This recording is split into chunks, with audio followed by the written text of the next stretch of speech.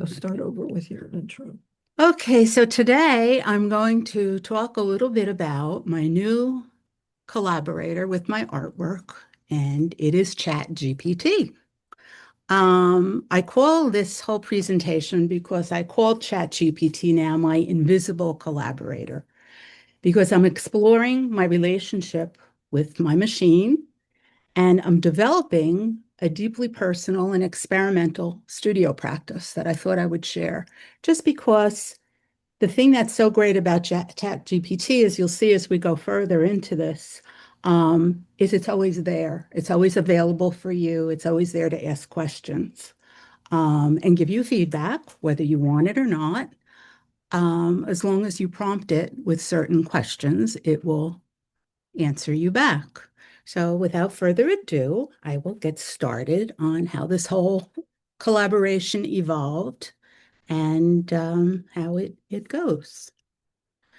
So the concept started was very personal for me. I am a mixed media artist. I do a lot of experimentation with my work. I'll use a lot of process, a lot of materials, a lot of crazy things that you might not think of using with art, but I use it and I try to create art out of things that aren't art. But deep down inside, I'm a person who really wishes I could do a representative watercolor painting pretty well. Well enough for me to say, hey, this is pretty good. I realize I'm starting late in life trying to do this, but it's something I always wanted to do. And I started using my photographs as starting points for all this mixed media. So this idea sort of evolved thanks to APAG and our meetings. It sort of evolved as how we could create new work and new mediums from our photographs and using our photos as a basis for what we want to do. So my starting point has always been an original photograph. And then I thought, wouldn't it be interesting to take my photograph into ChatGPT because I'm at the point now, just to back up a little bit, I'm using my cell phone and cell phone apps to create different versions of my photos, whether it's a watercolor or an oil painting or cartoon or whatever. So Chat is sort of my starting point app to try doing this interpretation of a watercolor painting. So I'm going to take you through some of the steps I do. Try not to laugh when you see my watercolor paintings because they are works in progress. And even though I have stacks and stacks of things, I'm still not anywhere near where I'd want to be. But it's not for chat not being there to help me. It's just an innate thing that I'm trying to develop at this point. So the concept was me using chat as my collaborator, as opposed to telling chat, just make a watercolor painting, put it in some clouds, put it in the ocean. I'm actually using one of my photographs as the starting point, as the basis for what I'm doing. So this is the evolution of a piece. I start with my original photo. I take a photograph of it. I upload it into chat. I say to chat, create a watercolor image from my photograph. It sends it back to me. I start painting a watercolor, an original watercolor on watercolor paper with real paint, real water. Then I either say, okay, I'll move on to the next one, or I take it further and I photograph that image. Then I upload it to chat, ask chat to critique it. It critiques it in a very nice way. It always says something nice about it, even though you know it's a piece of garbage. It'll always say, I really like that. It really has atmospheric feeling. It has this, it has that. So it's sort of like strokes your ego a little bit. So you feel that you want to keep going. But putting that all aside, I want actual critique. I want to have my art teacher, which is Chad, on my shoulder, telling me what to do to make the composition better, to make the lighting better, to make the contrast better. So you keep going back and forth with these iterations, this constant asking chat what to do to make it better, you trying to make it better on your own, you taking an image of it, sending it back to chat, and then side by side, you have these comparisons. So I already mentioned this, so I will just go through it. But the thing that I like about chat, as opposed to apps on your cell phone, is you have a way of having a hands-on feeling. So many people are afraid of AI. They feel that it's going to replace the artist, it's going to replace the artwork. But with chat, it's different than just using a standard application on your phone because you send your picture to the app on your phone and you just push a button and it creates something new. With chat, you're actually being proactive. You're telling it what you want it to do. So you have more of a hands-on and less of a machine type of feeling when you're using chat than when you're just using standard apps on a cell phone.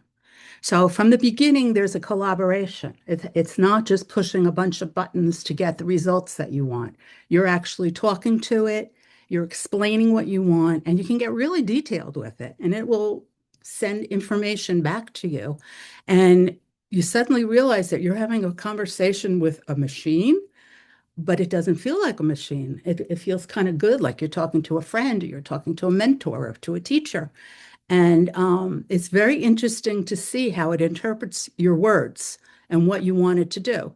And then you take it from there. You don't have to listen to it, or you can listen to it. Again, it's very subjective.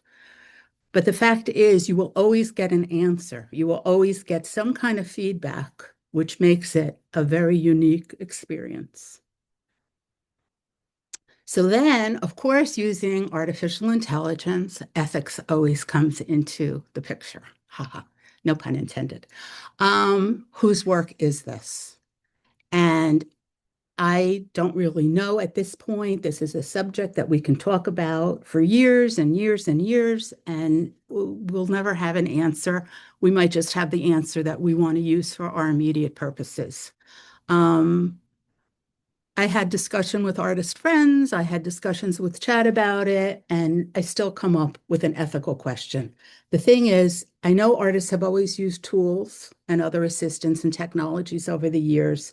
When photography first came out, historically, it challenged the painters. The painters wanted, for the most part, in the beginning, to have nothing to do with photography because they felt that it was a machine, quote unquote. It wasn't the same as actually having your hands on something. You were using a machine, equipment to create art. And then we had the whole historical photography. Then digital entered the picture. Then was digital real? Is analog more real than digital? I don't know. This is an age-old question. We always have this with our photographer friends. Then AI enters the picture. And AI, I think, is something that we have to come to terms with because it's here to stay, and it might as well be used for our purposes to help us, to enhance our lives, to enhance the experiences they have. So the question is not necessarily, is this art? Because we know it is, but the real question is, whose art is it? Is it ours or is it theirs? So that's something we can discuss and talk about. And we could define what our collaboration really is.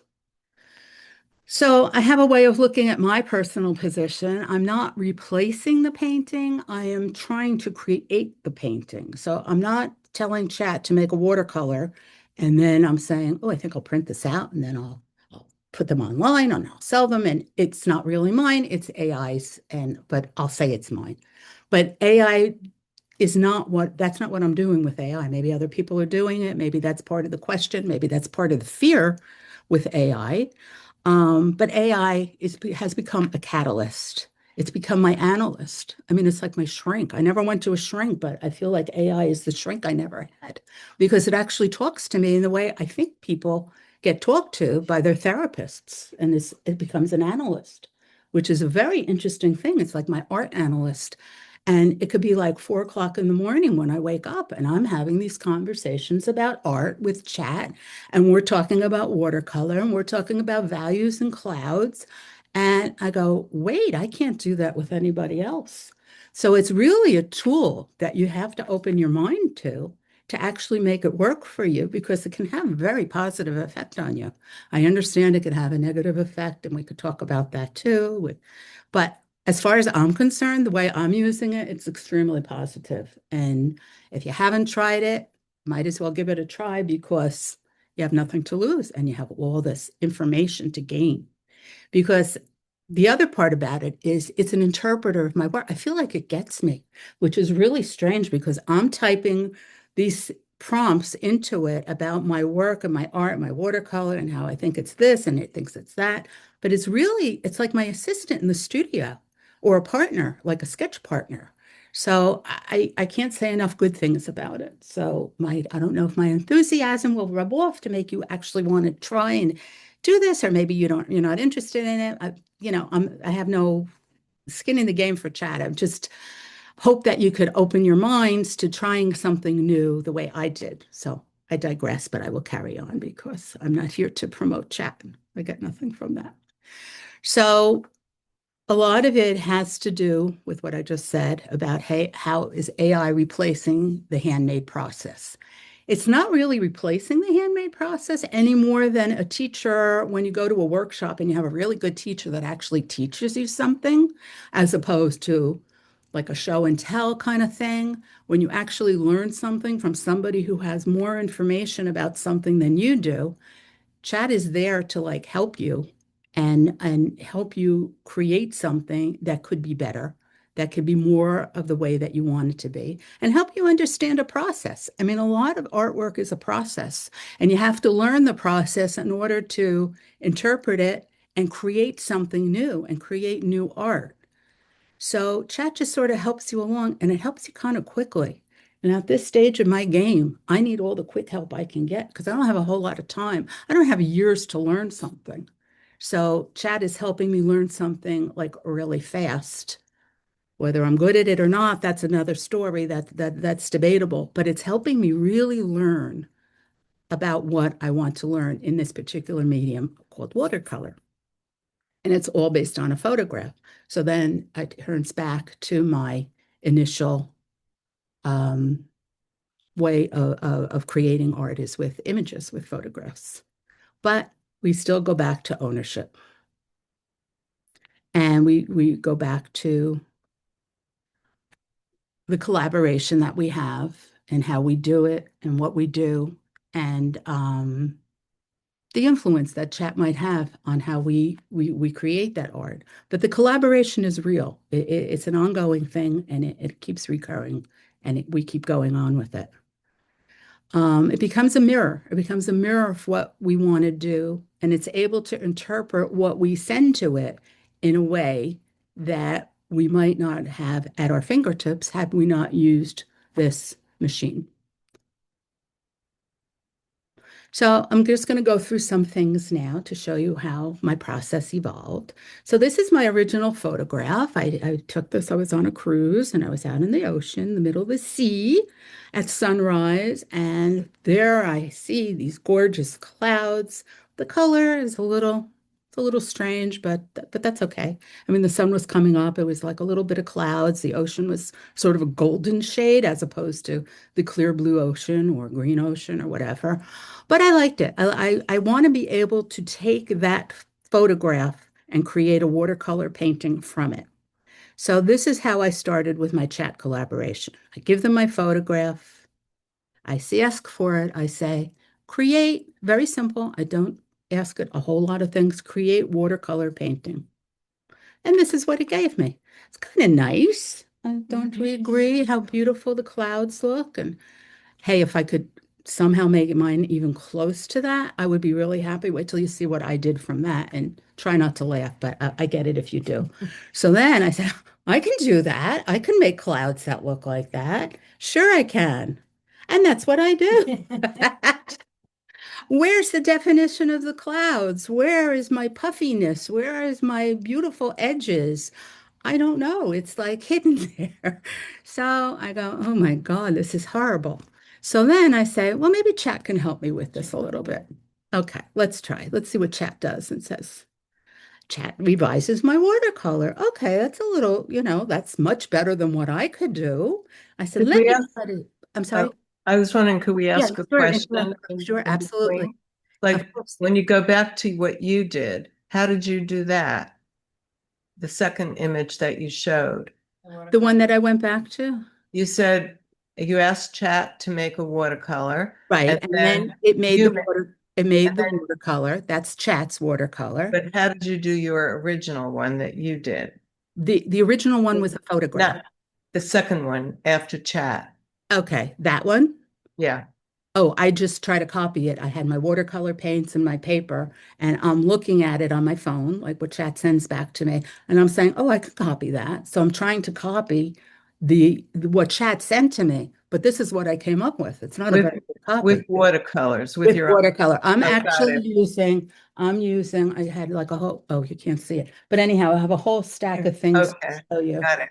Um, you know, I actually Right. I do different sizes.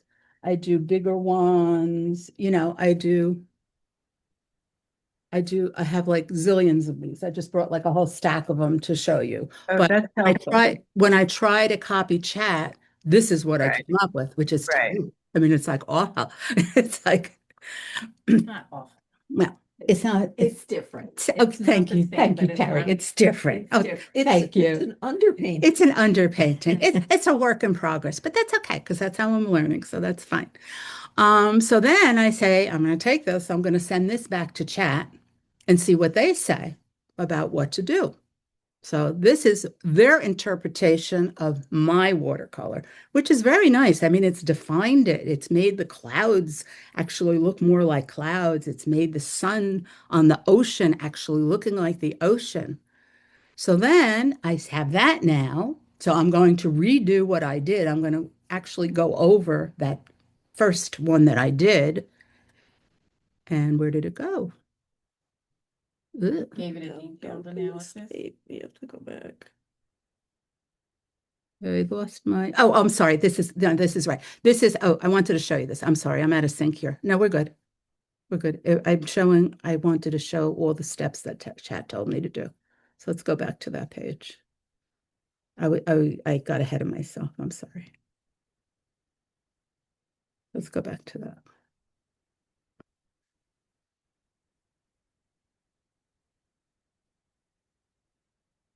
That one. Chat's detailed now. Okay. So before I show you what I did, this is the detailed analysis of what chat. See, chat tells me, where did you go? Where did you do? Just to scroll through to get to it. Here, we want to be here. Well, we want to be on the Mhm. slideshow. We want to be, Don't push escape, okay? okay, we want to be, oh no, go back to chat, go back to the slide above it. Okay, so I wanted chat to give me, okay, let's piggyback, forget you saw all that nonsense. Okay. Chat gave me a detailed analysis of what I wanted to do. Okay. Can you see that? All this verbiage that chat sends back to me. First, it starts that this is a lovely painting, Heidi. The mood is strongest point. It's telling me something good to start with. Then it gives me all the details of what I need to improve it. See all these details? Details, details, details, more details, which is fine. And then we come to my final watercolor from what chat tells me to do. So that blobby looking thing became this, which is still not great, but the photo on the image, the slide on the left is what chat told me to do, and the one on the right is what I did. It's an improvement. It's not where I want to be, but it's an improvement. Oh, hey, Heidi, Yes. I had a comment, right? Take Yes. this for what you will, right? Okay. So I like the first one, your very first attempt, Oh. more than these do, right? And I Oh, will say okay. why, right? Because that first one looked like a watercolor, Uh-huh. right? Now these, right, they're actually looking more going toward like an acrylic or an oil type of style of painting, Uh-huh. whereas watercolor does have that very soft, kind of ethereal look to it, right? Oh, okay. Yes. That'll work. Okay. Thank you. That's a good comment. Thank you. Okay. So then my next one is another original photograph, another sunrise at Cape May with the jetty in the foreground. So that's my original. And then I asked chat to make a watercolor from my photo, and I think that's quite lovely what they do. Very nice. It's nice and soft and whatever. And then I do my interpretation of the watercolor. So I'm trying to get the idea of what chat is saying, trying to work with the sunset and the rocks and whatever. And then I send it back to chat for more improvements. It didn't really change it all that much. It made the water, the foam on the water a little splashier and made the whites a little whiter. So then I made my final interpretation of this. When I photograph these now, what you're seeing, you'll see like a lot of grain in the paper. You don't necessarily see that when you look at the original up close, but the photograph picks up the grain that's in the watercolor paper. There's a hot press and a cold press watercolor. Want to show it? Oh, you want me to have to look for it? Yeah. So this is the original, this is how it came out like on paper. So you see the grain a little bit, but when you photograph it, you see the grain a lot. Wait, Oh, we're Looks very changing Monet-ish, battery. Do you need me to Heidi. move? What? Looks very Monet-ish. That's me. I'm like Monet. Just call me Claude. Claudette. Claudette. Claudette, Right. Claudette. Call me Claudette.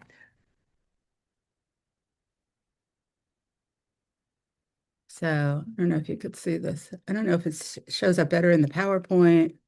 this looks a little soft. It looks a little softer, yeah, but I think it's because it's backlit. And then you also see the It's grain out of of the focus. watercolor paper. It's out of It may be focus. out of focus a little bit. Yeah. Yeah. So you Cold see press. like the, yeah. So you see it's cold press paper. So there's like little nubbies in it. With watercolor, there's hot press and cold press. One is very smooth and one is very textured. So I like the textured look. Well So done. that's just a thing. Oh, thank you. So that's just really. a little thing. So we could go back to the slideshow for the rest of my iterations. Okay, so here's another one from the deep sea. Chat sometimes doesn't always give you back what similar to what you do. This has like a very turquoisey aqua feel to it, which I kind of like. And then when I asked it to make a watercolor from the photograph, it came up with that. And it was like very dark, and they picked up that it was like clouds looming, which is fine. So I ran with that. And then I just tried my interpretation of that particular thing, which is kind of not very exciting. But I put it together so I can see. It's interesting when I put the two images together, like for the PowerPoint, I can see side by side what went wrong, like the cloud, the way it dips, the way the light. Well, the way the light, it has more separation. It's not wrong, but it's not good. It's not what you wanted. It's not a Okay. good the clouds don't look. They merge a little They- bit with the sea. Yeah, there's not enough separation. The orange isn't orangey enough. The Yeah. blue isn't The light blue origin enough. that is giving you that separation. Right, between and this the is more seven and dramatic. sea. Yeah, That it looks more like wet on wet as Yeah. opposed to wet on dry, Right. which will give you the harder edge. Right. When I try to make that hard edge, and then it's just like a very tedious process to try to make it look You right. have And to then, let it dry and then re-wet yeah, it. and then exactly. And then with watercolor, you sort of, I thought this was a lesson on watercolor, but with watercolor, there's a tendency to overwork. Yep, So if yeah. you put too much paint on and then you put too much water on, and it's like, it's not like, but as I come to the conclusion, Chat's watercolors always look better than mine, but I will keep on trying. So, I was wondering how different is this from, like when I used to use Photoshop, you could put a watercolor filter Mhm. over your photograph. And then, of course, unfortunately, a lot of people used it as their own work. But Right. you could actually do a similar thing, print it Right. out and get an idea and then work from there. I mean, it's a similar. It's similar for, yes, I'm sorry, I don't want to cut you off. No, Is that what you want I'm to say? done. Yeah. Thanks. Yes, it is very similar, but the thing with chat is you have a collaboration. You could actually talk to it and you could say, hey, I want the sky blue, or hey, I want the sky purple, or, you can't do that with Photoshop. You have to actually do the deed with Photoshop. You can't talk about it. You can't talk about it as if you're in an art environment, like, what about the values? What would the this or that, or you can't do that with Photoshop. With Photoshop, you're being more proactive and you're actually doing what you want it to do. With chat, we're having a conversation. Yeah. We're talking to each other, which I find incredible. I mean, I just find that so useful. Whether you want to follow its instructions or not, you're talking to something that's answering you.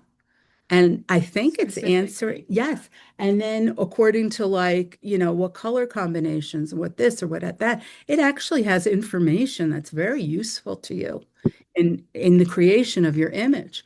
So that's why you begin to wonder, like, really?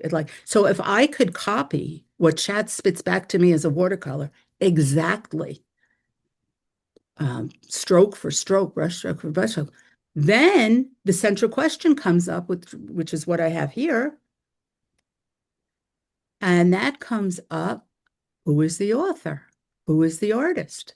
I'm the artist because I'm actually making it by my hand and I'm putting the water and the paint and everything on the paper, but it's not my idea.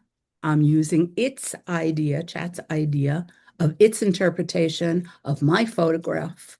So if I create the original photograph and guide the iterations by AI and paint the final watercolor by hand, where does the authorship begin and end? Which I find very challenging and very interesting. And that's something, maybe we could talk about because to me, even though I've had the conversation, it's pretty one-sided, but it has responded, and I'm doing it by my hand. Whose painting is it? Is it chat or is it mine? So Heidi, that's my have question. you Yes. ever printed an image from chat when they do that? Oh, yeah. And how do they come out? It's okay. Haven't I been mean, is printing it it. something that you could blow up and you would? You could. I mean, if I printed Really? it on my good printer, Okay. and some of it has like a lot of pixelating in it, Oh, okay. but That's I what could mean. fix that up and make it look really good. I could technically print one of Chat's watercolors Wow. and say, oh, this is my watercolor on, maybe watercolor paper. And you might not realize that Chat did it. You might think that I actually did it, but or not. You would have to doctor it a little bit, Right. go through a few iterations. Gotcha. So I still don't know the answers. I don't know whose it is. Does it matter whose it is? Maybe it matters if I enter this in a show because I want to be upfront and I want to be honest about, is it mine? Is it chat? Is it mine and chat's? If I'm doing this all for myself and I'm not exhibiting it, I'm just doing it to try to become better at a certain process, I don't need to know the answer. But I feel that when you enter something, let's say I reach a point where my watercolor is like, oh, I think I could enter this in a show. Maybe it'll be accepted. Let's pretend it's accepted. What are we going to call it? Is it mine? Is it really mine? And that's where the conundrum comes for me because I don't think it's really mine, even though I did it. But I don't Is that know. any different than having a teacher I was just gonna ask the same looking question. over your shoulder and Because saying, I- no, make it more contrast here? Watercolor class, and I'm doing what he's doing on his Right. video. I'm making the same image, but it's different because it's my hand. I understand that, and I know it's my hand, but I am not making the watercolor from my photograph directly to my watercolor. I'm making a photograph based on Chat's interpretation But how of is my it different photograph. from a teacher telling you what you're doing? Because you different? don't have that actual physical interpretation from somebody else making that watercolor. But I do. But you don't put it into Chat. You take No, your I pic, ta- I you take take it your back to picture my and you instructor. go to your, but you're asking the instructor, should I have this? Should I, is it dark enough? Is it light That's the enough? difference. Yeah. Because you're making that watercolor, you're not having that Chat step. You're not having the step where Chat does the initial watercolor interpretation. Oh, The I- only thing that's mine is it's my So photograph that my I'm giving teacher to Chat. doing it is different than I Chat think doing it's it. different because your teacher is just giving you instruction. Well, no, he does the image. He does the He does the painting. physical painting He of does your the image. physical painting and then he talks you. Oh, well, through that's it a step different by story. step. I didn't know he did the physical painting. Yeah, and So then the then person he who takes does you the through it physical. step by Oh, step as okay. you're watching. Well, it. that makes it a little different. When you take those, those classes where sip and paint or something, there's Yeah. an instructor who has the original painting up front, and everyone in the room is trying to copy that, the exact same painting from Right. the instructors, and then the instructor will come around and give guidance. So I think the person in the room here is right. I think it's the same as having an instructor telling you. I would think it's still your work because you're doing the And actual. you wouldn't mention painting. AI at all in like if you were if that you were asked like what Process, is I the wouldn't- you wouldn't mention okay. I Maybe wouldn't- it's something if that I have to get One over. of I my don't know. watercolors in a show, Yeah. am I gonna say, oh, well, my instructor, showed me how to do this? No, I'm No, not Right, do that. that. right. Well, I think maybe I have to maybe it's a hang up on my part because I feel like I'm almost cheating because I couldn't come up with It's creating the watercolor on my own. I had to ask chat to make the watercolor. Then I'm trying to copy But the what watercolor. if So you Heidi- are copying a picture from a book and you're trying to do the And- watercolor? Same Book, thing. it's still there. It's not your original work, but Right. you're copying it. I mean, I think I use chat sometimes for my writing where I'll ask, is there a better way of saying such and such? And then chat will give me samples. Exactly. I do try to, vary it, not copy it, but, and I would not say chat is writing my work. That's true. So I think it's similar. Okay, Heidi. So, Yes. so I actually saw a really interesting YouTube video, right, on portrait painting contests, right? Uh-huh. And one of the rules that they have for painting contests is you cannot use someone else's photograph to paint from. It has to be completely originally yours, Oh, okay. and then you can paint that and then submit that, right? So in that world, right? Yeah, you use your photograph, right, for this. Right. But if you had gone to the paint and sips and stuff like that, right? They would not accept that because it wasn't your photograph that you That's my started with, right? So It's my painting. yeah, so part of this it depends on kind of what world you're in, also, right? Yeah, no, that's a good Yeah. way of looking at it. That's very good. Very helpful. And I think you need to be very cognizant of the words that you use because I don't see it as copying what chat is doing. You're interpreting the information that chat is giving you back. That's true. Ultimately, it's your hand that's interpreting the whole story. And it'll As never Terry be said, exactly as chat. It's Yeah. part now of your process Right. of how you're thinking about your Mhm. original photograph. And you're interpreting What through chat- this process Mhm. to get to the final piece that you're doing solely by your own hand. Mhm. So, That's- I think If using I the tell word you how many copy times I is do the not same good. piece over and over again. Oh, yeah. And I keep sending it back and he's like, well, you could do this, take it back, do it again. It's the same. So it's the same. So the class that you're taking, he's actually making a picture, a painting of Yes. your. So he's he the does chat, the right, painting right. and then he takes you through it step by Right. step. But if you took that painting and you put it in a show, Well, I you would- wouldn't because it's his work. I Right. mean, his original painting. Oh, I see. But it's not any different. It was if I took my image and sent it to him and say, I Mhm. want to do this in watercolor. Right, What are my initial steps? And he says, okay, well, you need to do this, this, and this. right, I wouldn't say, well, I can't use it because he told me how to do it. right. Well, that's true. Yeah. That's what an Yeah. instructor is. They tell you how to do things. Yeah, and to me, there's a big difference between the word copy and the word interpret. Yes. Right. Big Maybe in difference. my head, I'm Big, still trying to huge copy it difference. to see if I You're can thinking copy that it. you're You copying. see, so I Yeah. have a question or comment. So yeah, I've done those painting things where you try to copy somebody else's painting, but I saw that more as learning how to use the technique, how to paint, how Right. to be. So I have control over my hand, my brush, my brain, Right. but I never considered it necessarily my work. My question, when you do what you do, and I have no issue about ownership or ethics and all that, because I think, yes, you are controlling. And my question is, aren't you afraid that at some point you lose the originality because you listen? If you do it to study, to experiment, to develop your techniques, it's one thing. But when you want to be the artist, do you really want feedback from a machine once you're done learning how to do it? So yeah, you say Chet's watercolor looks better than my watercolor. How do I do it to get it better? But at some point to say, I want to do it so you can deviate from the standard because Chet is telling you what the overall generic interpretation is, right? It's still a machine. Right.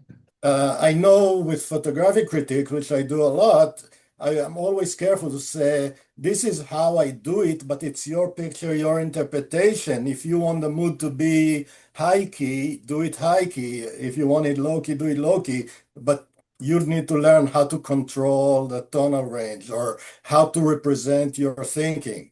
So I wonder at what point do you say, okay, chat is great, still use it as a tool to create stuff for you based on your instructions, but not tell you how to change it. Right. No, that's a very good point. That's a very good point. I think what Eric is saying possibly is in one instance, you're using ChatGPT as an instructor, and Right. in the other one, you're using it as a collaborator. You were talking more about collaboration, so it's a back and forth. So and at that point, while ChatGPT is contributing to the final product directly versus in the instructor mode, it's teaching you techniques which you then apply brand new to your image. Mhm. Yeah, and I love what people are saying. And also, when you are painting, you have your own, everyone has their own style. And where does Chat GPT come from? It comes from going out there and bringing in everyone else, what they've learned from society in general, from Mhm. all the questions and everything that people have been feeding it. But it's not your personal style. You know, nobody can really reproduce. You know, I go through this all the time because I can't really draw. That's why I'm a photographer. But I can draw. I can draw the way I draw. But ChatGPT wouldn't like the way because it's not standard. So I think what Eric is saying is very true. We all have our personal style. So at some point, you might not want to use chat because Right. Right. Yeah. No, absolutely. Yeah. Yeah. So can I sorry. Yeah. So I have a parallel analogy here, right? Which I really around the collaboration part. So there is a sculptural artist, Carol Beauvais. She has a exhibit at the Guggenheim right now, right? So I went to a little presentation by someone she works with, right? And what I learned was, right, she does these metal sculptures that she bends the metal, right, in forms, right, and creates a sculpture, right? But apparently she actually does not do that. She actually has someone else bend the metal for her. She has experts do that, right? Yeah. Right? But her name's on the exhibit, right? Not the metalworker's name, right? Right. And then so you're thinking, oh, well, she must be telling him what to do, right? Or Right. her, right? Right. And Right. that is also not true. Oh. She's apparently highly collaborative, right? She works with the artisan, right, to figure out like, oh, what should we do? What are the techniques? How can we make it look this way, right? Right. So again, right, her name's on the exhibit, not the artisan, right? Many photographers, professional photographers, Lindsay Adler, there are many others, they don't do their simple Photoshop. They send it offshore Yeah. for really, digital creators to just do all the editing, to clean the face, to Right. clean the clothing and remove wrinkles and all that. She doesn't do it. It's all done by somebody else, but it's her name on the final image. And they don't even print, as you're saying, Don't even print. people with their own dark rooms, they don't do the print. The famous people don't do their own printing. Right. They have printers. Yeah. David Crudson doesn't even touch his camera. He Oh, has was somebody that? else actually shoot. He James said Patterson no longer writes his books. I mean, it's like, yeah, it's true. Yeah, or Chihuly. Yeah. We've Chihuly, looked too, at his gorgeous glass work, and he doesn't blow the glass. He's got all his minions Right, out doing there that. putting all his stuff together. Yep. And by the way, you don't want to go to the Guggenheim right now because it's suffering from Legionnaire's disease. Yeah. Yeah. P.S. It's one of the buildings. Okay. Yeah. if By I the way, remember correctly, you start with your own photo, right? Yes. And then so as a starting point, like if you make a beautiful painting and I copy it and sell it, that could be, you could probably sue me for copyright infringement. But if you start from a photograph and then somebody reinterprets that photograph and somebody else reinterprets it, if it's your photograph was a starting point, that's fair game as far as I'm aware. All good points. Very good points. I had this idea, now that you've done this, like I'm going to send one of my favorite poems to GPT, and I want to see what they say about it. Right. It's very interesting when you It'd send be fun written, to try. writing to Yeah. them. Yeah. Yeah, I've done that. Interesting to see. So I Can you think, chat that I out? think I still don't have the answer. I have my conclusion of the future of hybrid studio practice. I still feel that it's a unique collaboration, but maybe not so much now after having this wonderful conversation with all of you, that AI needs to be credited with assisting to help create the art in some way. Maybe now I'm not so sure. So I thank you for this wonderful discussion that we just had. It's really been an eye-opener for me anyway. The end. So thank you. Any Thank you. questions or Any other- yeah. comments for Heidi? I had one thing I wanted to point out. This is kind of relatively new, and I don't have personal experience with it yet, but there is now a ChatGPT interface to Adobe Photoshop. So theoretically, you can chat with it and tell it what you want it to do in Photoshop to a photograph. My understanding is that currently it only does kind of very basic general adjustments. You can do, some exposure adjustments. You can do the generative stuff where you tell it, remove that person or add this thing to it type of interaction, but you can't do, fine detailed masking and all the various other detailed work you can do in Photoshop today. That doesn't mean that sometime in the future it's not going to expand to the whole point where you can do all of your photoshopping without actually touching the keyboard other than to chat. Interesting. Yeah. I mean, it's Hi, Heidi. It's way. Dot. Hi, Heidi. Can you hear me? It's Dot. Oh, hi, Dot. Yes. I just want to, the discussion has been wonderful, but I think the bottom line is it is your art. You're It is my art. you're taking that paint and putting it on the paper, and you're just really, Chad is giving you suggestions, not unlike the suggestions that we got in a forum meeting where everyone looks at your work and analyzes it, and then you still have to go home and actually take that paper and create your art, which you've done. So I think if you're exhibiting this art, it's yours. It's mine. Chat hasn't done it for you. It's just given you guidelines. Okay. So And I think that might be one of the things with, when people are concerned about, oh, that photograph was edited with AI or generative AI, it's not your work, etc. It's because you're not creating each individual pixel at that point. Whereas when you're doing the painting, the brush is in your hand, it's your paper, it's entirely you.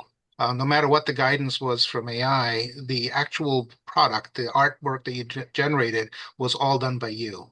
So I think there's less of a question of what was the ethics of AI contributing to it versus in a photograph where you could have the majority of the pixels be regenerated. It's no longer the original captured one that you started with. Okay. Yeah, I agree. Jagdish raised his hand. Jagdish, I see a hand raised. Does that mean something? He's driving. He's driving. Oh. Okay. Okay. All right. Safely. I We hope. have people from all over driving, not driving, in the snow. Rob is Rob somewhere is in the snow. Lucky Rob in the snow. So based on everything we've said, what for the show that is coming up, and you and Nancy are the curators, I believe, what are the guidelines related to ChatGPT? You always say, everyone now says they have guidelines relate even in writing. So obviously, has anything been said about that? We have guidelines that we've published from the get-go For the forum. for APAG. Oh, for APAG, yeah. So you may want to look back at some of those. We could Yeah, have probably them- yeah, have send them them. out again. Yeah. But I mean, so Heidi, how do you feel your work fits into those guidelines?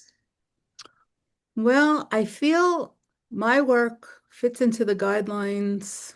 I would put it in an APEC show. I would definitely put it in an APEC show.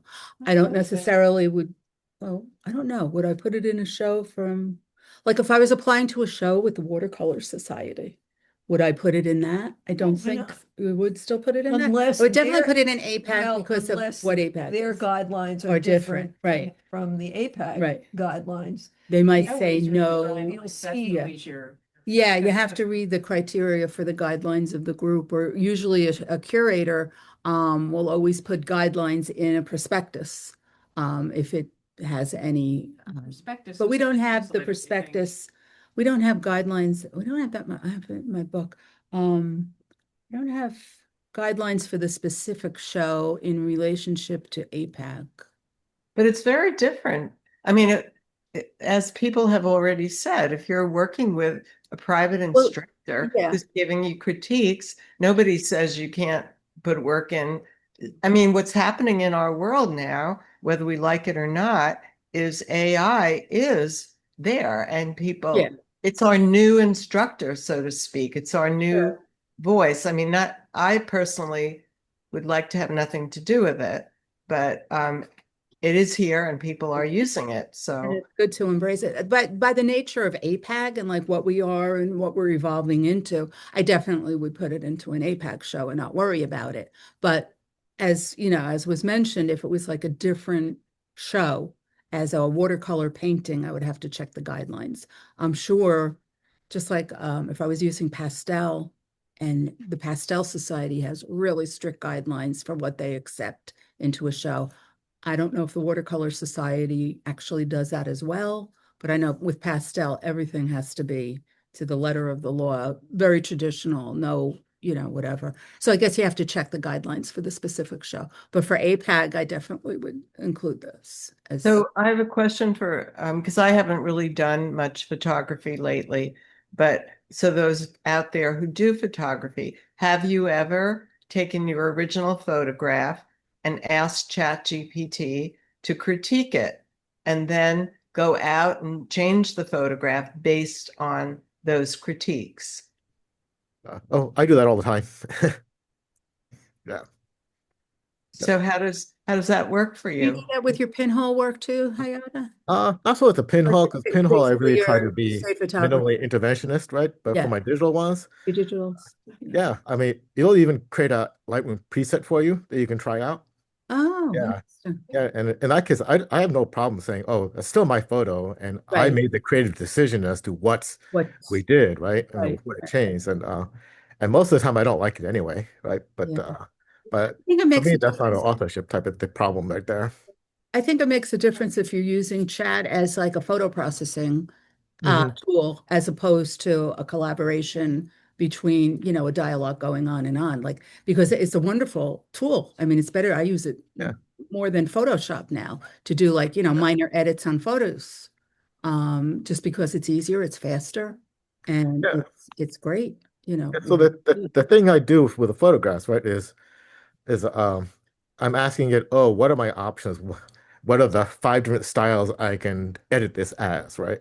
Then I'll take that as kind of the hint or the direction to go for that, right? Uh-huh.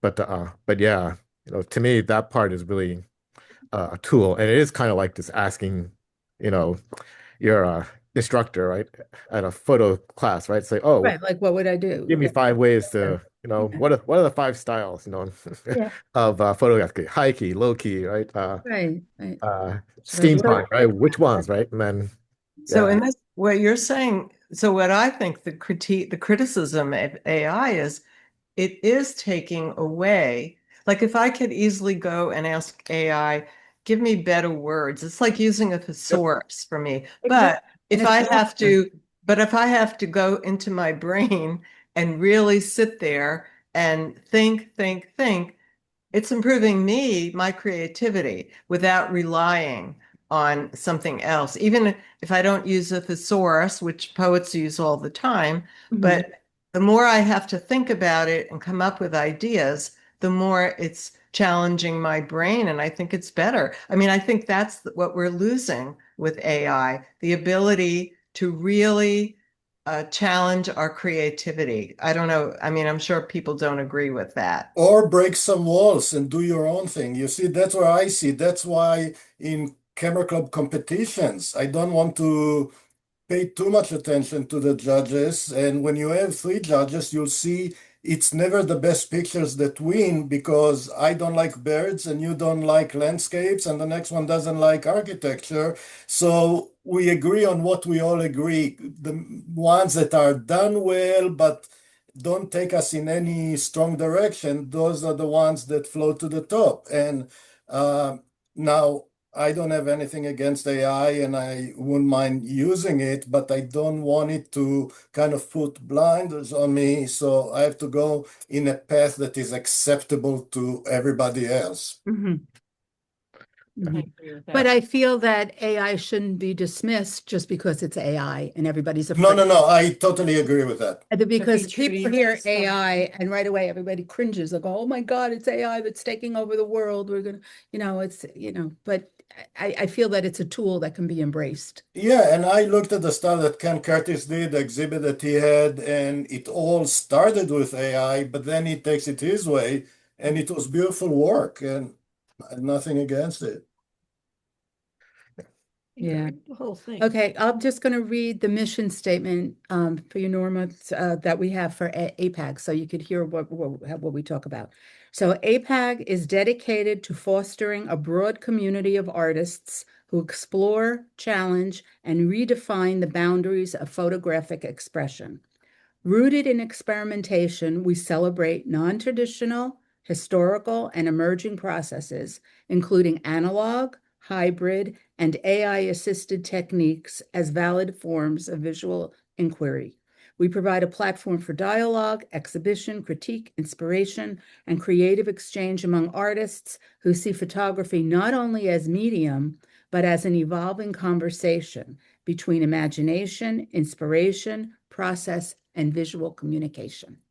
So yes, we will accept it. Yes, that definitely covers a wide range. Right. That's great. Yeah. And AI helped me write it, by the way. Well, that's why it's in there. Make sure that the words Yeah, were but right. we We put our eyes on it. spin on it, but and we do have a whole list of guidelines. If you're interested, I can send it to you. We really should put this on the on the forum On the forum website, website, yeah, the guidelines for APAC, yeah. because we're going to be adding a section on the forum website for APAG. Yay. That'll be next up for Skip. Next. So Yeah. any other comments, questions? This has been a really good discussion. I just, having not been connected with the forum for many years, are there still many people out there doing their own, not digital, analog work using darkrooms printing? Do you still have a lot of that? Yep. I do it. Kathy's here. Yeah. Kathy, There's a couple. come say a few words about your. No. My dark room that I missed because I had to put it in storage. Now it's killing me because I can't use it. Yeah, no, there's still But yes, people. still. Good. Hey, any other comments, questions? Okay, well, I think we did this. Does anybody have any work that they want to show that's current? Yeah. So I had something I wanted to show and I wanted to get some feedback on the work in Okay. process. Cool. And it is for the APAC show, right? Okay. Let me show my screen. Where did Zoom go? There we go. Share. PowerPoint. Okay. Everybody see my screen? Yep. Yeah.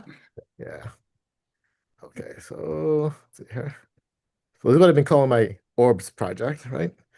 And what it starts off as is, right? I took some reflected light photographs using my pinhole film camera, right? You can kind of see that in the photo on the left, right? And then I captured these images on the right. So you're getting different levels of reflection of the different colors, right? And my idea here, right, is to do those as image transfers onto a gesso board, right? And then I'm going to arrange them on the same board in like two rows and four columns each. So kind of like how it's shown on the screen here, but the order itself is actually still TBD. Right? And right. Oops. Then how do I go to the next here? We go. Okay.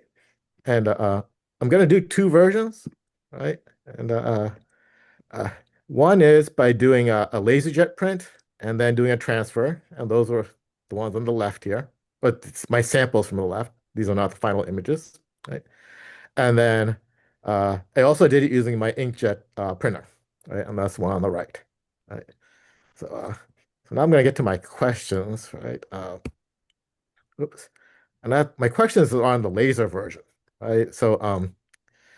Uh, and uh, it has to do with the chipping, right? You can kind of see the the distress here, right? On like the ones on the right side and the lower left one, right? So uh, so what I found during my tests, right, is I did six of these tests and I only got one that actually came out clean, right? And my interpretation of this is that, the image transfer process itself is always going to have some sort of defect or issue, right? Because Yeah, that's a, right, right. But my question would be, right, is, of these, right, which seems like it's more intentional or it's showing that it's part of the process of making the art as opposed to just being a failure of technique, right? Right. Uh, oh, and I'll go through what the different variations are, right? Uh, the one on the upper right, that's got some minor chipping, right? In there. Uh, the lower left, that's a bit more typical of what I was getting, right? And then on the lower right, uh, we have some from just the typical chipping, plus I did some sanding on it, right? To oh, right. I'm just trying to understand, get some feedback on like, my first question would be, why are you doing it as an image transfer as opposed to a straight photograph? Yep. If the answer, wait, let me just finish. If Mhm. the answer is because you wanted to have more of a one-of-a-kind look and a more, let's say, weathered look, I would go with the one that has the most Yeah, weathering and, non-perfect look, let's say. sure. Because the beauty of an image transfer is the fact that it's not like perfect. It's not like running it through as a straight digital print. You want to have the imperfections showing. Yeah. So that would be the first thing that I would ask myself, like, why am I doing this? Yep. As opposed to a straight image. Yeah. Yeah, and it definitely is that part of it that like what you're saying, right? I didn't want the perfect photo, just paste it up on board, right? I did want it to have uh uh what I wanted to have is make it look like it was more handmade than Uh-huh. digital, right? That's really my goal, right? Was to make it look more Yeah. handmade, So right? then you'd want even more distress as opposed to like, Yeah, because the way I'm seeing it here is the orbs are almost perfect. It's yeah, the background that's a little bit. yeah. So I don't know, did you want perfect orbs on a distressed background, or did you want distress I all around, or do you want perfection all around, even though it's an image transfer? In know. which case you would fill in some of the distress, like with a Yeah, pen or whatever. So you have to ask yourself, what is my intention? And like, yeah. why am I doing this? Okay, yeah. And what am And I looking for? What am I looking for by doing it? in some ways, the photos themselves, they came out too good. Yeah, the photos are like perfect Yeah, against an right. imperfect background. Which Yeah. your intention? I mean, I don't know. Only you could answer what your intention is. Oh, sure. Yeah. Okay. Yeah. No, yeah. You don't want it to look like, oh, I have these perfect photos, but gee, I really messed up on the background. That's You right. want it to Yeah. have a certain feeling by having it distressed and by having it as an image transfer. Okay. Yeah. Okay. Yeah. Yeah. Because I was kind of drawn to the lower right one, right, where it's a combination of the natural distress from the Yeah, I see a image transfer. few little particles on the red here. I don't know if Yeah. that's your intention. And then on the light blue, I see a little distress Yeah. on the lower right. So it's not totally perfect, but all the other ones I'm seeing here, perfection in the orbs. Yeah. Yeah. Yeah. Yeah, What do it you did intrude into the orbs, right? Yeah.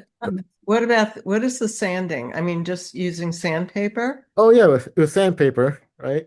Yeah. Yeah, and interesting because I did sandpaper because I was actually trying to figure out how to do the top coat, right? So to protect it, and I was thinking, oh, what happens if I sand this top coat to put on this before I put on the second layer, right? And then it started flaking away more of the pigment here, right? Then I was thinking, boy, that looks really interesting, right? Um, uh, oh, so the other goal I have, right, for this work is to not do something because it's decorative, right? Um, uh, that was one thing I was trying to avoid. I wasn't trying to just make it look pretty, right? I wanted everything to have a process, right? A sequence of steps, and then at the end of those steps, you get what you get, and hopefully it's something that looks pleasing, right? Mhm. And I was thinking, oh, so if I were to sand like one of these, I'd sand them all, right? And just because very consistent about what I'm trying to do, right? And Oh, I'm sorry, I don't want to interrupt you. Also, are you going to present it with the white borders around it? So if so, you might want to make the borders a little more distressed in the black edges. oh, sure, Those, that's a good those point. look, those look very perfect. So you might Yeah, want to show a little more distress where the black meets the white, yeah. just to show that that's part of the image you're trying to relate. Right now, it Oh, looks a good little point. perfect. Yeah. The one on the right looks, the lower right one, the typical lower, the left, the one on the right by the red orbs, that black background looks kind of interesting. Hmm. Because it looks a little distressed against the white.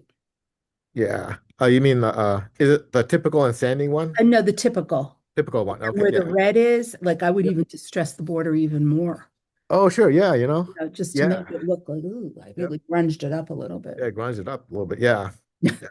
Get the grunge going. Yeah, well, in some Right ways now I it can't looks avoid grinding it perfect. up. It's like, yeah, it looks too perfect. And it just, you don't want the distress to look like mistakes. You want it to look like Yeah. it's intentional. Yeah, I'm also hoping, right, so that by having these 8 images, right, organized on a single board, and as long as you have a consistent look, then it will look like it's intentional or purposeful, or it's meant to be there, right, as opposed to being just accidentally scraping something off, right? Right, right. Yeah. Yeah, right. So okay, yeah. Well, let me show you the last the second version I'm also gonna do, right, is uh with the inkjet, right? So I also did the image transfer with inkjet, right? And and, and what happens here is instead of like chipping, we get more of a leathery look to it, right? Mhm. And you know, this actually really appeals to me too, right? It kind of appeals to me more than the that one, but uh, Mhm. so every time I look at both of them, right, I think, oh, I like this one good. Then I look at it again, oh, I like this one better. I keep flipping back and forth. Yeah, yeah. Right. It has more interest because there's some detail in the orbs. Yeah. Yeah. It yeah, it just got more texture, For more the red detail. one has a lot more texture. Yeah. So that Yeah. looks kind of nice. And then you have that glow around the top Yeah. one. Yeah. All right. So uh yeah, so I'm gonna do both, paste them up on the board, and at some point I have to decide which one I want to show or For the show. Yeah, that would be yeah, good. for the show. And do you coat it then with like gel medium when you're done? Yeah, so that's my last set of experiments is how to protect the top, how to protect it. So it's regular medium, right? As a top coat, maybe a Mm. couple of layers of that. Then I'll have to decide whether or not I want to put a matte medium on top of it, right? Mm. Maybe knock the sheen off a little bit, right? Uh and then that'll be the final piece, right? Then I'll have to get it framed. Well, frame it myself. Yeah. Just a word of What- caution, when you put the medium on top of some of the distressed areas, you might lose the distressed areas. Yeah. The Oh medium, yeah. like coat it and make it look more smooth. So you'll do the gel medium and you go, oh my God, my distress is gone. Because the gel medium smoothed everything out. So Oh, be sure, yeah. cognizant of that. There's sprays Oh, you know, also. so actually, so that brings up the second question. Uh, oh, does someone have a comment? Uh, No, Terry mentioned that, was it you, Terry? Terry mentioned, Kathy, somebody mentioned behind me, that you could spray it instead of using the gel medium. Yeah. oh, sure, yeah. Maybe Yeah. you wouldn't lose that distress. I would try it though on another piece to make sure you don't lose the distress. You mean basically spray it with a varnish or Yeah, like the or that Krylon. Krylon stuff. Krylon. Yeah, I don't know if you'd lose any of the little rivets though with the Krylon. Yeah, or an inkjet Inkjet fuzzy spray. preservative Yeah. spray. Hammer Mule has a spray that. Oh, sure. You know, I actually have 2 cans of that. I forgot I had that. I used to protect Doesn't my, change much of the photo at all. yeah. What printer you use? It's the Epson P600. Okay. They call it a shirt color now, right? But it's the pigment version, right? It's not the dye version. It's yeah, All right. yeah, right. And, yeah, it makes great photos. Oh, but sorry, I had one last question, right? On the top coat. So if I want to put the medium on there, right? I'm having a problem with bubbles, like little microscopic bubbles whenever I put the brush on or the foam brush on. And I wonder if there was a tip or a technique I could use to not have so many bubbles. It's called a straight pin. A what? No, Straight pin. sometimes you could put a piece of wax paper on top and just like lightly tap on the wax paper, then Oh, okay. and then the bubbles will go away. You might get a little bit of a texture. Mhm. You could sort of dab at it a little bit just to get the texture Yeah, I away. would be inclined to go with an inkjet To preservative spray on these particular ones. I don't think I would use a gel medium on Yeah. these. Yeah. Definitely Okay. test it on Like make a test smaller sheet. one, yeah. Yeah. You have to see, because I have to see if the inkjet spray will actually stick to the acrylic. Because inkjet's made for the paper, right? I think it Yeah. would. I think it would. You think it would? Yeah. I think it would. I can try it. You know, yeah, I'm definitely gonna try that. Yeah, it's good but you knowledge. would coat, yeah, I would think Everything it up does. there is with liquid. Yeah. But But yeah, he because yeah, one thing, through, I think the gel Yeah, medium will I keep the think distress. using a brush it's too much material that you're putting down. yeah. It's too thick. I think the spray is going to give you a very light coating. hmm The spray is more likely to go into the grooves hmm Instead of erasing. keep the grooves instead of leveling them off. Yeah, the gel you medium know? level. And then when you spray, make sure you don't hold the spray close to the image. Hold the spray back Yeah. and just do a fine spray. Yeah. Because you don't want the concentration of the spray to like goop onto your image. Hold the spray at least a foot or a foot and a half away. Okay. Yeah. Do a couple coats in each direction, in each direction. Yeah. Yeah. I'll give it a try for sure. The reason I want to protect it is because it's not going to be there's not going to be any glazing in front on the frame, right? So mostly because I couldn't figure out how to do that with the depth of the board and the thickness of the boards and stuff, right? So I'll have to figure that out later. But yeah, for our exhibit, it won't be under glass. We'll just have the frame so we can hang it. Yeah. Yeah, that'll be good. Yeah, good. Okay, great. Okay, thank you. Did you have something to show? They're going to show. Oh, I just have the mother color thingy that I did. Mother color. I love The mother mother color. Mother color. And I have transfers. Okay. Oh, yummy. Unboxing. Yummy, Oh. yummy. Oh my. You know how you're a freak for papers and everything? Yeah. I'm a freak when I go into Home Depot because all the substrates. Oh, you love them, huh? I go berserk. What do you got there? Is this what you're going to do or you didn't with the cyanotypes? Oh, you didn't? No, Okay. it's just a color harmony thing. Last month, we had a discussion about color harmony. And right there. during the last couple of weeks, Nancy ended up sending me a video entitled The Mother Color, which I found kind of intriguing. And the theory of this is you take one color and you mix it with all these other colors and they will be harmonious. So I thought, well, that kind of intrigued me. What's the idea that can happen?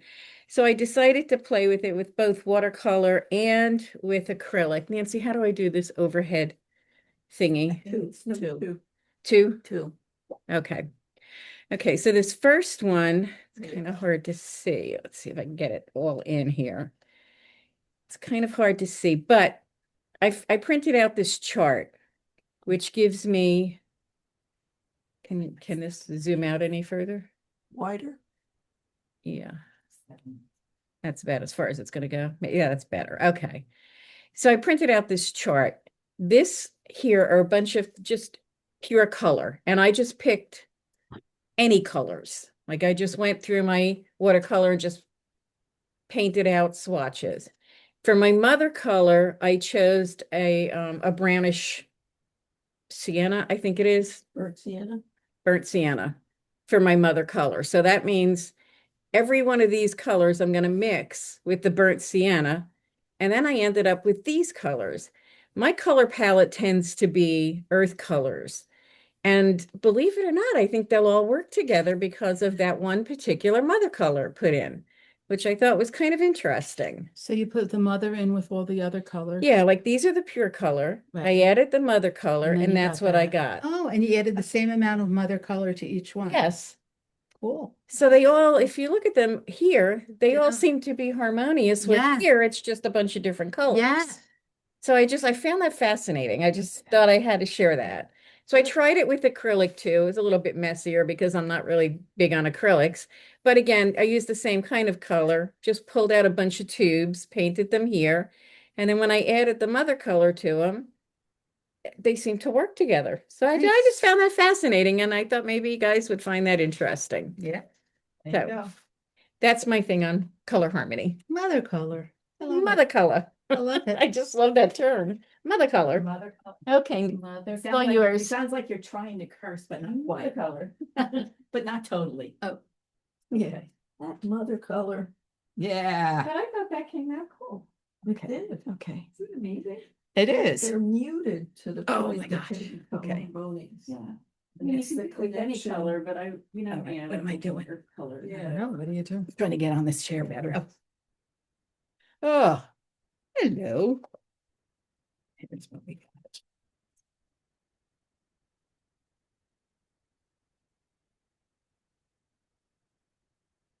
So I have image transfers, and how everyone knows that Heidi is a paper freak, no matter what the paper is, whether it comes through the mail, whether it's junk, she just freaks over it. Well, my thing is Home Depot, because they have so many different substrates that you can just go berserk over. So when I go in there, it's hard to get me out of them. So what I'm showing is image transfers on flashing. Could you just introduce yourself? I don't know people. Oh, I'm there. sorry. Thank you. Kathy Nademus.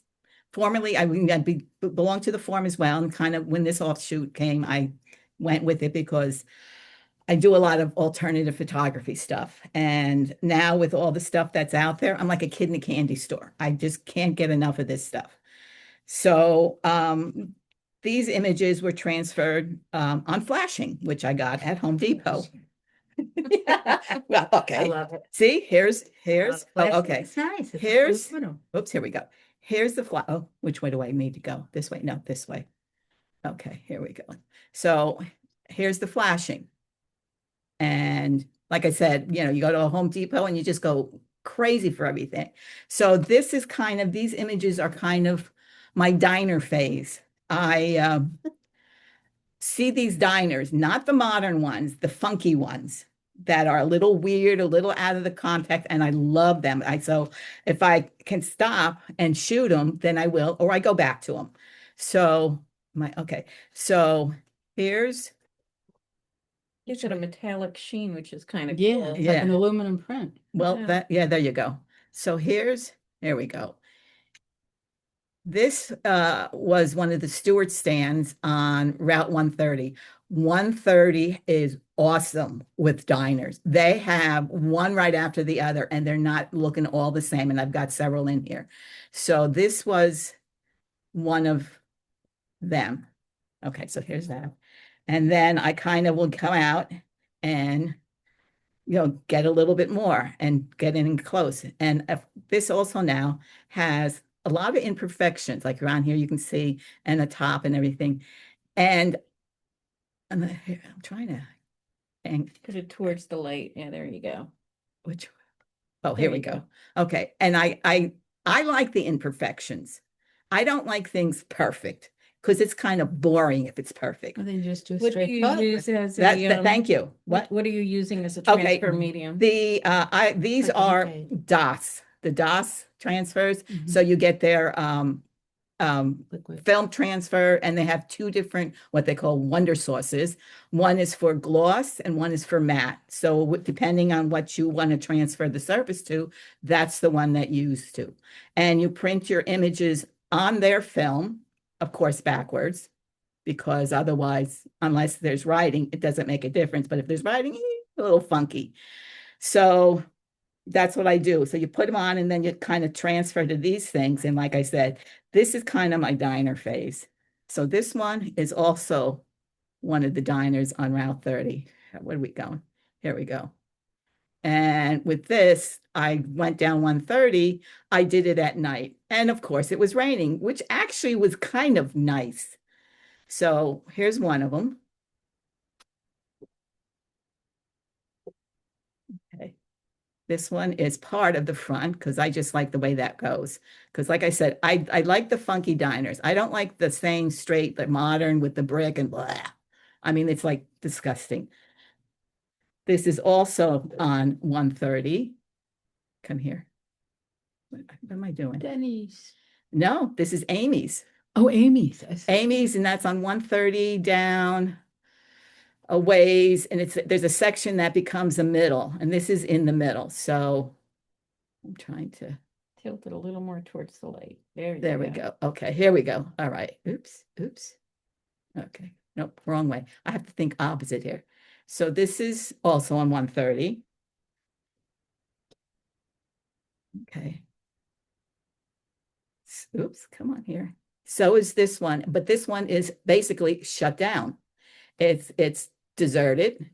It's on the road, and I just, like I said, I fell in love with it. I said, okay, huh? USA, I'm just reading. I know, that's why I said so. It's like, and then I'll get out and shoot with it because they have a huge parking lot off the road. So you can pull in and you can go in and shoot through the windows, just shoot the signs. And I did a whole bunch of that stuff. That's fun. I know, it is fun. Road trip. Road trip. Road trip. And this is also another diner, which now has that composition. Which one? This one. Oh, I just like that swirly. I know, the swirly, and it's a different owner now, so it has a different name. It used to be Dolphin Diner. Now I don't know what they changed it to. They could have changed ownerships again. So this is also the same diner, but it's now the roof part. Did you just do these or are these? I did these a while ago. This is a restaurant that's, here we come on, no, this way. I can just want to go the wrong. Toward that light. There we go. Yeah. This is on 206 near Flemington, well, sort of near Flemington, and they had this giant sundae, which is now, it's no longer, I mean, it's there, but they have it covered with a tarp and it's all ratty looking. So I seem to be lucky enough to get in there before these things. Got the ice cream. I know, the ice cream. This is another one on 130. And again, in the rain, but this time during the day. So I started at the farther end because this is near Cinnaminson. Yeah. So I started down that way and worked my way up to the other one with the night shot because it was raining. And so that's what this is. And these are kind of it. Now, the question I have is, how do I display them, or how do I mount them, or how do I frame them? Does anybody, I'm open for suggestions because I'm not quite sure. What size are they? Are they a standard size? I don't think it makes any difference. If I put it behind a mat, I don't want to just do it like a regular. But I don't want to cover up the edges. Well, you have to float them. That's what I was thinking of. And I thought of this last night. I didn't realize. But they're odd size though, right? Yeah, well, that's okay. I can make this for the frame a standard size and make the opening to accommodate these. Yeah, like 11 by 14. And then put these in and cut it accordingly. Because I was thinking of, I have 8-ply mats. Your battery died. Yeah, I know. I'm No, I'm just telling you. I know. So I mean, so I'm not like open to suggestions on what should I do with mounting these. Happen if you just rested it on mat board. On what? Just tape it to mat board. What's the mat board? Oh, mat board. And just, yeah. Well, that's what I mean. I was trying to think. I said, Tape them with that, Double-sided tape. the double-sided tape with the foam double-sided tape that makes it okay. stay it away. really Oh, does. So okay, it'll gotcha, go like this. gotcha. It'll float up. Against the mat board, it'll be like A this. little higher, yeah. Okay, And then you could just make your mat a standard size Yep. and stick it in the frame. okay. All right, like because like I this. said, That's a I- good You get, idea. you get those little tiny things. It Yeah. doesn't hurt this. yeah, You get the little squares, the little foam okay, ones. okay. And then you just float them like that. That would Okay. look great. So, okay. That's a Sounds good like- idea. That is, because like I said, I have 8-ply mat in my storage shed, What which color? white, Yeah. all white, and I'm sitting there going, ooh, I now have to go get it. So, I have a question in the Go ahead. chat about the material. I mean, not everyone's interested in it, but if you could put in the chat the material that you're using for transfer. okay, DAS. it's basically DAS, DASS. That's it. Where does one get that? Through the mail. Ah. The company, I don't know if It's what's her name? DAS.com. Is Yeah. it DAS? Or Yeah. Blick or Cherries Bonnie, or- Bonnie. Yes, DAS. Bonnie. Wait, I'll tell you in a minute. yeah, Heidi's getting it, Trans- but it's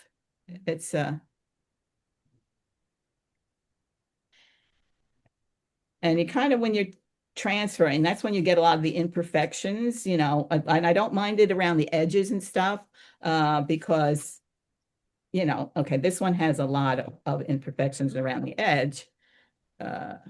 Okay, here we go.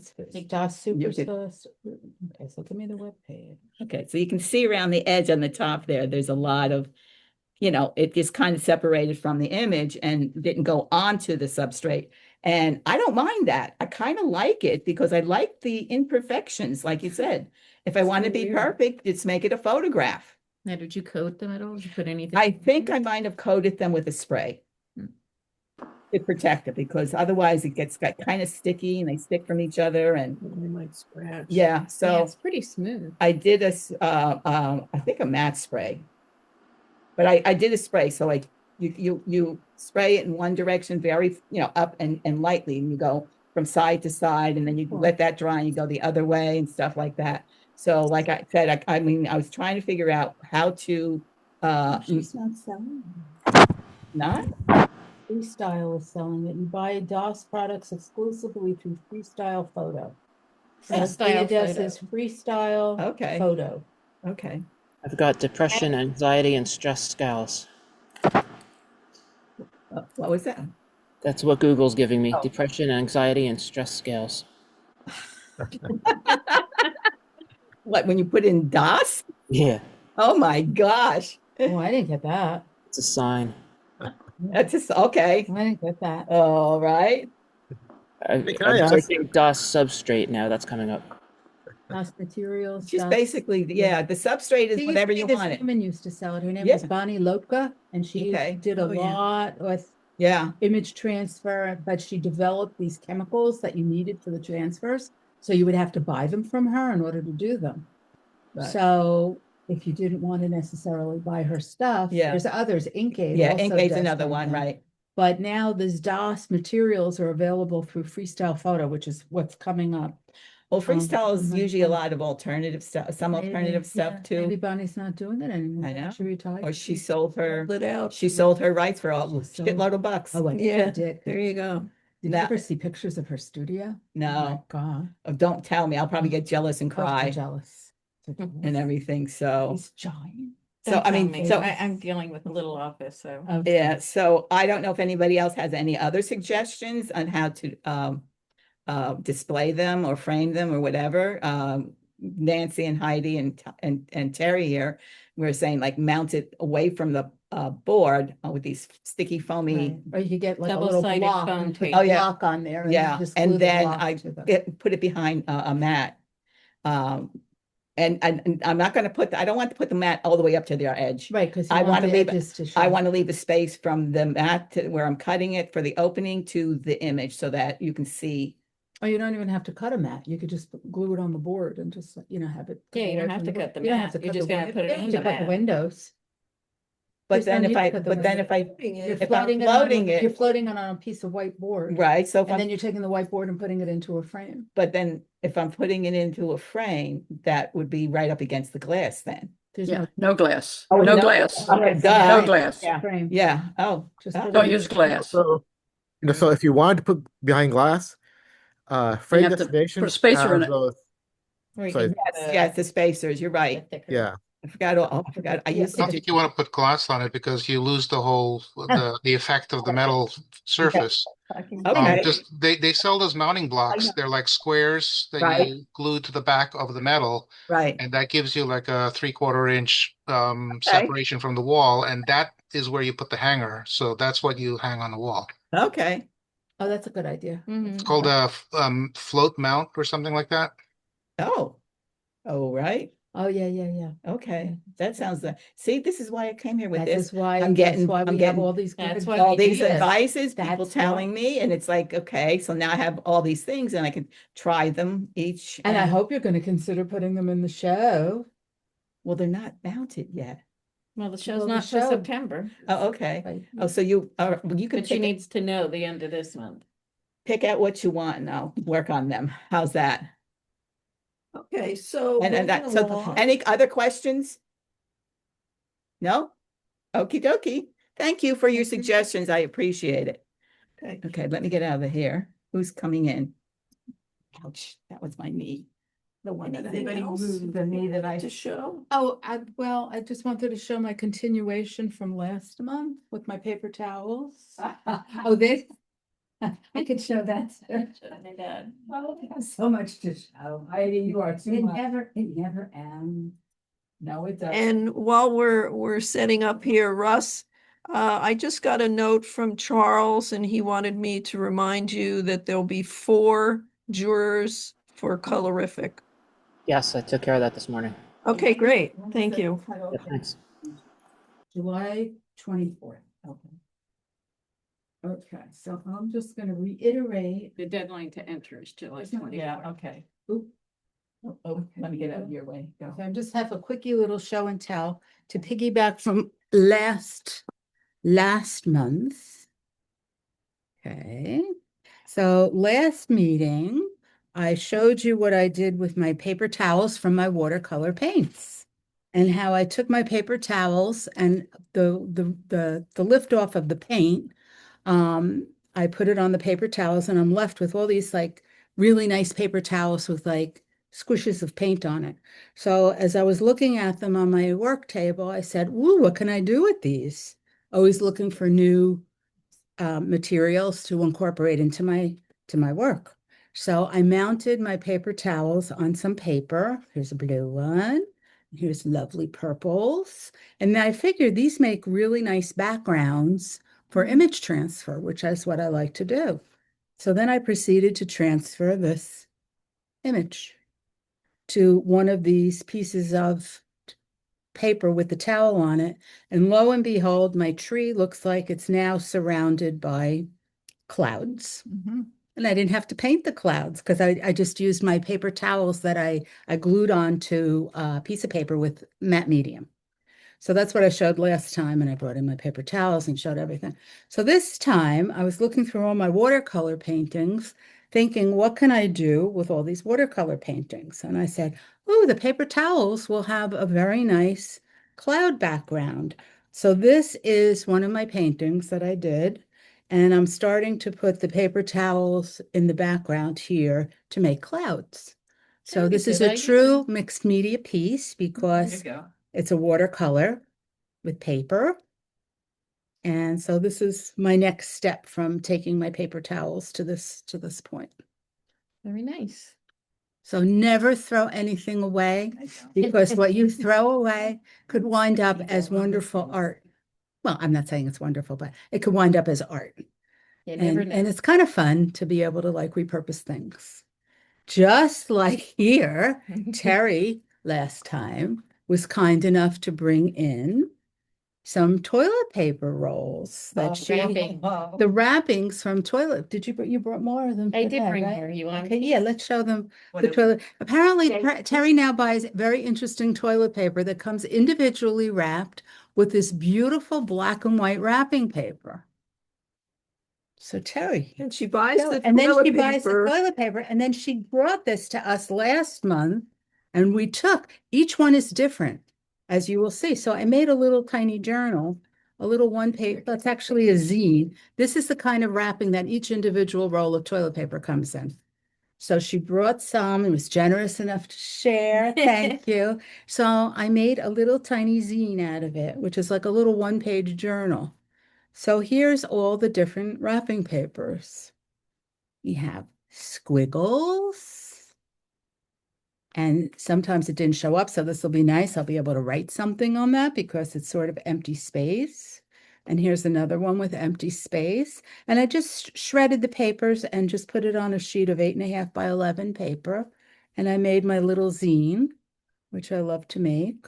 And then I could write in my little zine. I could write some words of my own, which I haven't done yet because I wanted to bring my little walkthrough.